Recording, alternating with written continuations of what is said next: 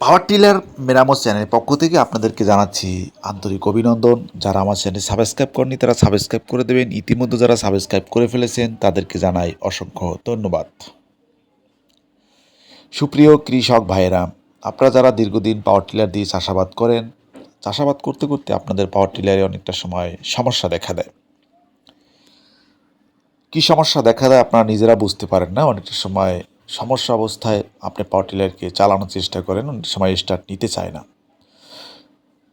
আপনার জমি চাষ করা শুরু করছেন মাঝ পর্যায়ে অথবা কিছু সময় চাষ করার পরে যখন আপনার পাওয়ার টিলার নষ্ট হয়ে যায়, আপনি পড়ে যান এক বিভ্রান্তিতে।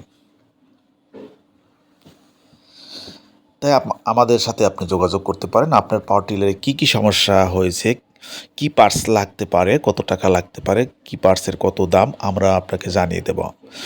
আমাদের সাথে আপনার কমেন্টে যোগাযোগ করতে পারেন অথবা